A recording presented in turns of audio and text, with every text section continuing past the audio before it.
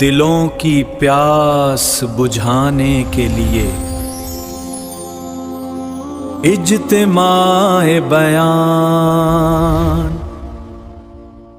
جب آدمی حکم توڑتا ہے، نبی کے طریقے چھوڑتا ہے، تو اللہ تعالیٰ ان کی زندگیوں کو توڑ دیتے۔ اللہ کا حکم ٹوٹے اور زندگیاں نہ ٹوٹیں۔ تم زکوٰۃ کو روک لوگے، تم پر بارش بند کر لی جائے۔ زکوٰۃ کیوں نہیں دیتے لوگ؟ کہ مال کم ہو جائے۔ اللہ کے نبی فرما رہے ہیں زکوٰۃ سے مال بڑھتا ہے اور سود سے مال گھٹتا ہے۔ اپنے مالوں کی حفاظت کرو زکوٰۃ کے ساتھ، بلاؤں کا استقبال کرو دعاؤں کے ساتھ، اور بیماروں کا علاج کرو صدقے کے ساتھ۔ زکوٰۃ کو روک لیں گے، تم پر بارش بند کر دی جائے گی۔ ایسے وقت میں برسے گی جب ضرورت نہیں، جب ضرورت ہے تو برستی نہیں۔ جب تم ناپ تول میں کمی کرو گے، قحط مشقت اور ظالم بادشاہ مسلط ہو جائیں۔ ناپ تول میں کمی کون کریں گے؟ تاجر۔ قحط مشقت ظالم بادشاہ سب پر مسلط ہوں گے۔ کیوں آدمی کم تولتا ہے، کم ناپتا ہے؟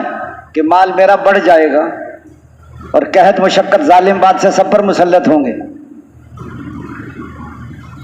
سب مشقت میں، مردوں کو کمانے سے فرصت نہیں، عورتوں کو پکانے سے فرصت نہیں، رات دن کھانے کھا کھا کے مر رہے ہیں لوگ آج کل۔ صحابہ کرام تو گرتے فاقے کی وجہ سے، آج کل زیادہ کھا کے گر رہے ہیں لوگ۔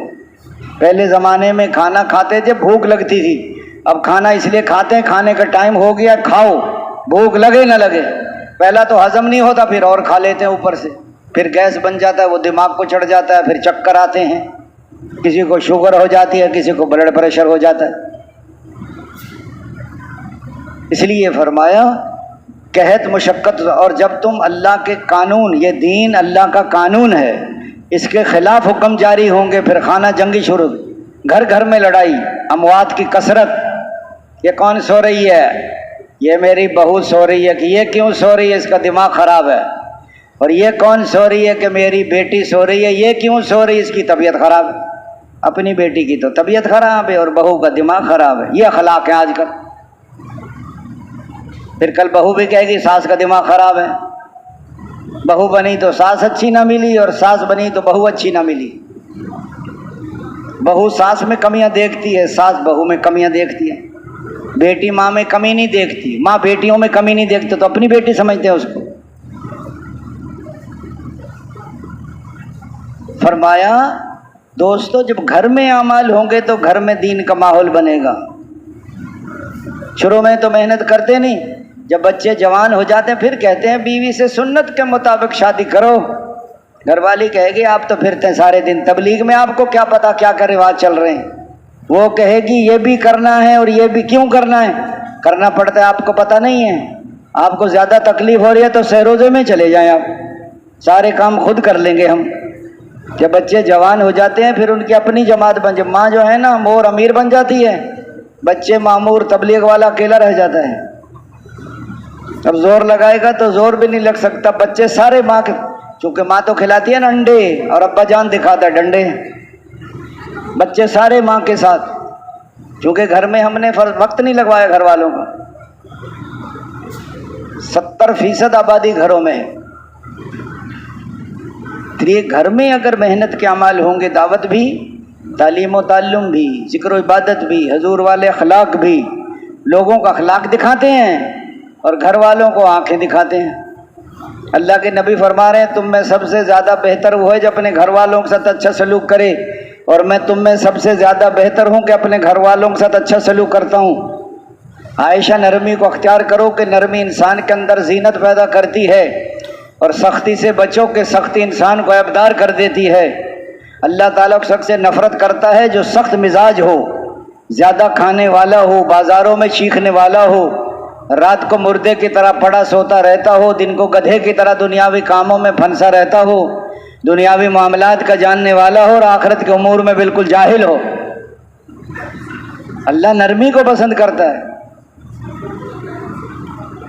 جیسے لوگوں کی منت خوشامد کرتے ہو نا گشت میں، بھائی جان تشریف لائیے، ایسے گھر والوں سے بات کرو جیسے لوگوں سے بات کرتے ہو۔ لوگوں کا اخلاق دکھاتے ہیں اور گھر والوں کو آنکھیں دکھاتے ہیں۔ اپنی اولاد کا اکرام کرو. ہم اولاد پہ سختی کرتے ہیں، وہ الٹے دو اور نفرت دور ہو جاتے ہیں دین سے. مرغی دبا کر انڈا نکالا، مرغی بھی مر گئی، انڈا بھی نہ ملا. تبلیغ کا کام نرمی کا کام ہے، منت خوشامد کا کام ہے، زور کا کام نہیں ہے، یہ زر کا کام نہیں، یہ زاری کا کام ہے.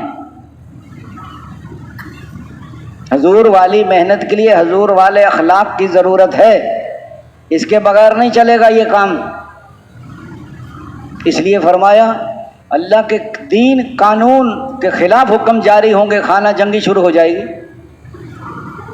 گھر گھر میں لڑائی. ایک وہ کہہ رہی تھی بیٹیاں اپنی ماں سے، امی آپ تو اپنی بہوؤں کا بہت خیال رکھتی ہیں. اس نے کہا میں نے تو بہو بنایا ہی، میں نے تو بیٹیاں بنایا ان کو، میں تو بیٹیوں کی طرح رکھتی ہوں، وہ ماں کی طرح میری قدر کرتی ہیں. حاجی عبداللہ صاحب فرما رہے تھے ارے دلی والوں تم تو اپنی گھر والیوں کا بہت کہنا مانتے ہو کہ حاجی صاحب کہنا کیسے نہ مانیں. جب آتے ہیں نا دکانوں سے دفتر سے تو دروازے پر استقبال کرتی ہیں، آئیے آئیے تشریف لائیے، مرحبا، ٹھنڈا پئیں گے گرم پئیں گے. کہ جوتے کے تسمے وہ کھولتی ہیں، ہمارے پاؤں کی جرابیں وہ اتارتی ہیں. جب ہم سو رہے ہوں تو کوا بھی نہیں اڑاتی، بچے کو رونے نہیں دیتی کہ نیند خراب ہو جائے گی. یہ ساری تربیت تبلیغ کی برکت سے ہوئی. خود آدمی سارے دن تبلیغ میں اور کبھی سہ روزہ بھی نہیں لگا گھر والوں کا، ان کا کیا قصور ہے؟ جب اولادیں بڑی ہو جاتی ہیں پھر مسائل کھڑے ہو جاتے ہیں. اس لیے حضور والی محنت ہوگی. فرمایا جب تم وعدہ خلافی کرو گے دوسری قومیں تم پر مسلط ہو جائیں گی جو تمہارے مال و متاع کو لوٹ لیں گے. فحش بدکاری بڑھ جائے گی تو نئی نئی بیماریاں پیدا ہو جائیں گی. ذرا سی پھنسی تھی، ٹیسٹ کرایا تو کینسر بن گیا. پہلے کینسر کا نام بھی نہیں سنا تھا ہم نے، اب دیکھو ہسپتال بھرے پڑے کینسر کے. جب فحش بدکاری بڑھ جائے گی، اگر فحش بدکاری ختم ہو جائے تو بیماریاں ختم ہو جائیں. بیماری اس سے آگے دوائی بناؤ، بیماریاں اور زیادہ ہیں. ایک آدمی کو ٹیسٹ کرایا، ٹیسٹ میں نکلا کینسر ہے. اب بھاگا 4 مہینے کے لیے، جو نفل پڑھے اور جو قضا نمازیں پڑھی اور جو زکوٰۃ دی اور جو خیرات کی، سیدھا ہو گیا صحیح. جب واپس گیا نا تو اس نے ٹیسٹ کرایا، اس نے کہا جی وہ ٹیسٹ آپ کا تھا ہی نہیں، وہ غلطی سے آپ کا نام لکھ دیا. اس نے کہا اللہ کا شکر ہے میں بندہ تو بن گیا نا. جب موت دکھاتی ہے نا پھر بخار قبول کرتا ہے آدمی. یہ حضور والی محنت ہے، یہ نکلنے کا زمانہ تربیت کا زمانہ ہے. اگر یہ محنت کے اعمال گھر میں شروع کر دیے تو گھر میں دین آ جائے گا. محنت کیا ہے؟ دعوت، تعلیم و تعلم، ذکر و عبادت ہو. اور اگر محلے کی مسجد میں اعمال شروع ہو گئے تو محلے میں دین آ جائے گا. بیرونی گشت کریں گے تو پورے شہر میں دین آئے گا. سہروزے لگائیں گے تو بستیوں میں دین آ جائے گا. چلے 4 مہینے سے پورے ملک میں دین آئے گا، اور سال 7 مہینے سے ساری دنیا میں دین آئے گا. فرمایا باہر ملکوں میں کام کرنا آسان ہے بنسبت اپنے ملک کی، اور اپنے ملک میں آسان ہے بنسبت اپنے شہر کے، اور اپنے شہر میں آسان ہے بنسبت اپنے محلہ کے. جب جائیں گے نا 4 مہینے لگا کر آپ لوگوں کو دعوت دیں گے، وہ آپ کو کہیں گے 100 چوہے کھا کے بلی حج کو چلی. ہمیں نہیں پتہ آج تک کیا کارنامے کرتے رہے آپ، ان کے سامنے تو ہماری ساری زندگی ہے. اور گھر میں تو گھر والے تو ویسے ہی بزرگی نہیں مانتے. اور اپنے دوستوں محلے میں آسان ہے بنسبت اپنے گھر کے، اور اپنے گھر میں آسان ہے بنسبت اپنی ذات سے. اگر میں دین پہ چلنا چاہتا ہوں تو مجھے اپنے گھر میں ماحول بنانا پڑے گا. گھر والے جب چلیں گے جب محلے میں دین ہو، محلہ جب چلتا ہے جب پورے شہر میں دین ہو، پورا شہر جب چلے گا جب پورے ملک میں دین ہو، اور پورا ملک جب چلے گا جب ساری دنیا میں دین. یہ ماحول ہے یہاں دعوت کا، تعلیم و تعلم کا، ذکر عبادت کا. اس ماحول میں چلنا آسان. سر پہ ٹوپی آ گئی، آنکھوں میں حیا آ گئی، دعوت دینے لگ گئے، نماز پڑھنے لگ گئے، ماحول میں آسان ہوتا ہے. اب سردی آئے گی تو اعلان کرنا پڑے گا بھئی سردی آ گئی ہے سویٹر پہن لو. اعلان کرنا پڑتا ہے. سردی خود پہنا دیتی ہے سب کو سویٹر جرسی. جیسے سردی میں گرم کپڑا پہننا آسان، ایسے ماحول ہو تو دین پہ چلنا آسان. اس ماحول میں لوگوں کی زندگیاں بنتی ہیں. اس لیے کہتے ہیں واپس جا کر بھی اسی 5 اعمال کے ماحول میں رہنا ہے آپ کو. یہ حضور صلی اللہ علیہ وسلم والی محنت ہے، یہ ذمہ داری ہے. اللہ نے اس امت کو اس محنت کے لیے چنا ہے تبلیغ میں تو بہت لوگ لگے ہیں، تبلیغ تو کسی کسی کو لگی ہے، پہلے آدمی تبلیغ میں لگتا ہے، پھر تبلیغ اس کو لگتی ہے، پھر لوگوں کو لگاتا ہے کہ بنا ہوا بناتا ہے، جو صالح ہوگا وہ مصلح بنتا ہے۔ اپنا بننے میں سب کا بننا ہے، 6 نمبر کے بغیر دائی کی اپنی زندگی دین نہیں بنتی، اور دین ان سے پھیلتا ہے جن کی اپنی زندگی میں دین ہو، بے دینوں سے دین نہیں پھیلتا۔ دیکھیں 6 نمبر کا بیان سیکھ لینے کے 6 نمبر کی حقیقت آ جائے۔ اس لیے فرزمان انبیاء کرام آتے رہے اور محنت فرماتے رہے، اللہ تعالیٰ ان کی محنتوں کو قبول فرماتے رہے اور انسانوں کو ہدایت دیتے رہے اور دنیا سے کفر و ضلالت کو مٹاتے رہے۔ آخر میں حضرت محمد صلی اللہ علیہ وسلم تشریف لائے اور آپ صلی اللہ علیہ وسلم نے محنت فرمائی، حضور صلی اللہ علیہ وسلم کی محنت کو اللہ نے قبول فرمایا اور انسانوں کو ہدایت عطا فرمائی، دنیا سے کفر و ضلالت کو مٹایا۔ آپ صلی اللہ علیہ وسلم اس محنت کو اپنی امت کے سپرد کر کے دنیا سے تشریف، اب یہ ذمہ داری ہر امتی پر، پڑھا ہو ان پڑھ ہو، شہری ہو دیہاتی ہو، بوڑھا، کے دین کو سیکھیں، اس پر عمل کریں، اس کو ساری دنیا میں پھیلائیں۔ یہ ایسا کام نہیں ہے کہ کبھی کیا کبھی نہیں کیا۔ جیسے فقیر پیسے مانگتا ہے تو کبھی دیتے ہیں کبھی نہیں دیتے، کبھی کہہ دیتے ہیں بابا معاف کرو فقیروں کو، اور گھر والی پیسے مانگے، گھر میں آٹا دال سبزی نہیں ہے تو گھر والی کو کہہ دیں گے معاف کرو، آپ صبح کہہ دیں معاف کرو، پھر شام کو گھر میں داخل نہیں ہو سکتے آپ، چونکہ بیوی بچوں کو خرچہ دینا ذمہ داری ہے۔ تو حضور صلی اللہ علیہ وسلم والی محنت میں اسی وجہ سے اللہ تعالیٰ اس امت کو بہترین امت فرما رہے ہیں کہ تم بہترین امت ہو اور لوگوں کے نفع رسانے کے لیے تمہیں نکالا ہے، تم اچھائی کا حکم کرتے ہو، برائی سے منع کرتے ہو، اللہ پر ایمان۔ اس آیت کی تفسیر ہے مسلمانوں، اللہ تعالیٰ نے تمہیں تمام امتوں میں بہترین امت قرار دیا ہے اور اس کے علم ازلی میں پہلے ہی سے مقدر ہو چکا تھا، جس کی خبر بعض انبیاء سابقین کو دے دی گئی تھی، جس طرح حضرت محمد صلی اللہ علیہ وسلم سارے نبیوں سے افضل ہوں گے، آپ صلی اللہ علیہ وسلم کی امت بھی جملہ امم و اقوام سے سبقت لے جائے گی، یعنی آگے بڑھ جائے، اس لیے ان کو اکرم و اشرف پیغمبر نصیب ہوگا، ادم و اکمل شریعت ملے گی، کامل شریعت ملے گی، علوم و معارف کے دروازے ان پر کھول دیے جائیں گے، ان کی محنت اور قربانی سے ایمان عمل تقویٰ کی تمام شاخیں سرسبز و شاداب ہوں گی، یہ امت کسی قوم و نسب و ملک و اقلیم میں محصور نہ ہو، اس امت کا دائرہ عمل دنیا کے تمام شعبوں کو محیط ہوگا، اور جہاں تک ہو سکے یہ ساری انسانیت کی خیر خواہی کریں اور جہاں تک ہو سکے ان کو جنت کے دروازے پر لا کھڑا کر دیں۔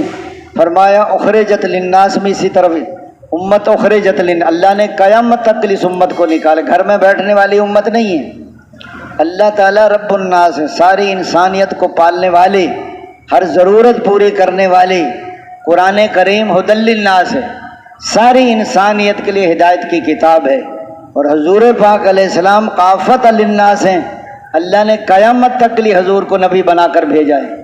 فرمایا بہترین شخص وہ ہے جو خود اللہ کا ہو رہے، اسی کے پسندیدہ روش پر چلے اور اسی کی طرف لوگوں کو بلائے، اس کا قول و فعل لوگوں کو اللہ کی طرف بلانے میں مؤثر ہو، وہ ہر قسم کے فرقہ وارانہ نسبتوں سے یکسو ہو کر اللہ کی طرف منادی کرے، اس کا تغرا امتیاز مذہب اسلام ہو اور جس کی دعوت دے اس پہ خود بھی عامل ہو۔ اسی کے لیے حضرات صحابہ کرام نے اور حضور صلی اللہ علیہ وسلم نے اپنی عمریں صرف کی ہیں، اس لیے فرمایا اللہ تعالیٰ نے حضرت داؤد السلام پہ وحی نازل کی، اے داؤد ان قریب ایک نبی آنے والا ہے جس کا نام احمد اور محمد ہوگا، وہ سچے اور سردار ہوں گے، ان کی ساری لغزشیں میں نے کرنے سے پہلے ہی معاف کر دی ہیں، وہ مجھے کبھی ناراض نہیں کریں گے اور میں ان سے کبھی ناراض نہیں ہوں گا، اور ان کی امت میری رحمت سے نوازی ہوئی ہے، ان کی امت کو میں نے وہ نوافل دیے ہیں جو پہلے نبیوں کو دیے تھے، اور ان کی امت پر وہ چیزیں میں نے فرض کی ہیں جو پہلے نبیوں پہ فرض کی تھیں، اور ان کی امت اس حال میں میرے پاس آئے گی کہ ان کے چہروں پر نبیوں جیسا نور ہوگا۔ حضور پاک صلی اللہ علیہ وسلم کو میں نے تمام نبیوں پر اور آپ صلی اللہ علیہ وسلم کی امت کو میں نے تمام امتوں پر فضیلت دی ہے، یہ فضیلت اس کام کی وجہ سے، اگر کام کریں گے مقام بھی ملے گا اور انعام بھی ملے، اور خدا نہ خواستہ اگر کام نہ کیا نہ تو انعام ملے گا نہ مقام ملے گا، بلکہ پوچھ ہوگی۔ اگر کسی کے والد صاحب بھیجیں کراچی کہ بیٹا یہ کام کر کے آؤ، جس کام کے لیے بھیجا تھا وہ کام نہیں کیا، سیر و تفریح کر کے آ گئے، ابا جان اس سے راضی ہوں گے یا ناراض ہوں گے؟ اگر چلو کام بھی کر لیتا، سیر سپاٹا بھی کر لیتا، لیکن اللہ تعالیٰ نے اس امت کو اس محنت کے لیے بھیجا ہے، ساری انسانیت جہنم کی آگ سے بچے۔ حضور امت کے بارے میں اس قدر غمگین رہتے تھے، اللہ تعالیٰ کو تسلی دینی پڑی کہ اے میرے حبیب کہ اپنے آپ کو ختم کر دیں گے اگر یہ لوگ ایمان نہیں لائیں گے۔ اس درجے کا درد حضور کمزور ہو گئے تھے۔ ہر صحابی کو یہی تڑپ تھی۔ حضرت مولانا الیاس رحمۃ اللہ علیہ کو اتنا غم تھا کہ نیند نہیں آتی تھی۔ گھر والی کہتی حضرت آپ کو نیند نہیں آتی، کیا بات ہے؟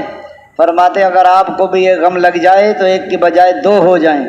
فرماتے تھے کسی کی شب سوتے کٹے ہے اور کسی کی شب روتے کٹے ہے، یا الہی ہماری کیسی شب ہے، نہ سوتے کٹے ہے نہ روتے رات گزرتی، ہڈی اور کھال کے علاوہ بدن میں کچھ نہیں تھا۔ آج دیکھو جماعتوں میں کتنے کیلولے ہو رہے ہیں، بتاؤ کیلولہ تو ایک دفعہ ہوتا ہے، ایک ہے نا آدمی تھک کے سوئے، ایک یہ ہے کہ سو کے تھک جائے آدمی، پھر کیا سیکھے گا آدمی؟ اللہ کرے پورے چلے میں ایک دعا بھی نہیں سیکھی۔